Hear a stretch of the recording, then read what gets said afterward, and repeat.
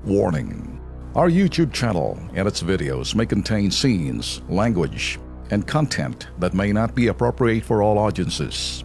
These videos include surveillance footage, undercover pursuit of suspects, actual police and rescue operations, and fearless confrontations. If you do not approve of the content, please do not watch our videos. If you wish to continue, we strongly advise that you proceed with caution. Viewers' discretion is advised. Tuluyan ng hong nagliwanag ang buhay at bahyo ng isang ginang na taga Bonbon, Butuan City, Agusan del Norte. Mga ka-KP, etong kwentong mission accomplished na naman. Eto, panoorin. Mission accomplished na naman tayo, ha? Eto.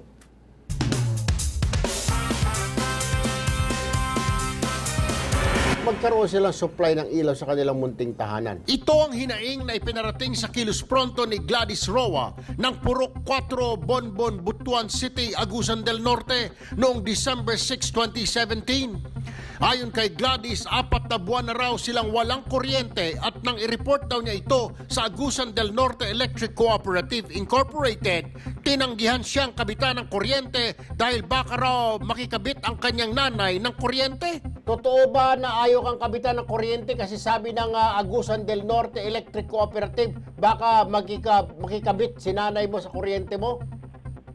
Opo, totoo po yun. Ako kakabitan ng kuryente dahil po hindi po nakapagbayad yung mama ko po. Alright, sandali lang ma'am, sandali lang. Nasa linya si Ginoong Junie D, ang officer in charge ng Agusan del Norte Electric Cooperative. Magandang hapon, Mr. D. Magandang hapon po. Alright. Sir, bakit ayaw niyong kabitan ng kuryente si Miss Gladys Roa, sir?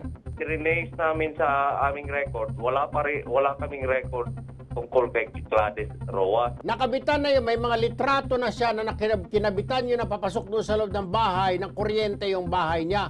How can it be possible na kinabitan siya ng kuryente? Wala kayong record? Wala pa sigurong connect order, sir. So, ang ginawa ko po bukas ng umaga, papuntahan ko po yung area. Oo. Kung paano nangyari na walang record ito pero may nakabitan na siya. Ang gusto ko dyan at gusto kong marinig sa bunganga mo, Mr. D, na makakabitan mo ng kuryente yan hanggang Biyernes. Pwede ba yon? At sa takot ng general manager ng Aneco, agara ng kanyang naging sagot. Opo, sir. Papuntahan ko bukas. Bukas at gusto ko sa Biyernes may ilaw na yan. Tatawagan ko si Miss Roa mismo sa Biyernes. Base sa mga larawang ipinadala ni Gladys, makikita ang agarang pag-aksyon ng Aneco sa kanyang hiling na magkaroon na ng kuryente ang kanilang bahay.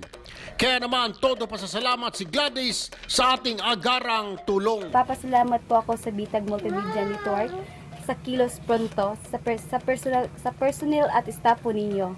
Lalo na po sa inyo, Sir Ben Tolfo, Sir Erwin Tolfo, at Sir Alex Santos. Agad-agad pong inaksyonan ng aking sumbong.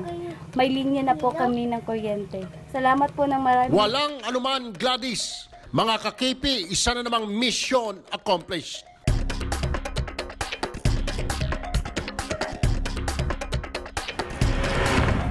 Lumiwanag ang buhay at bahay.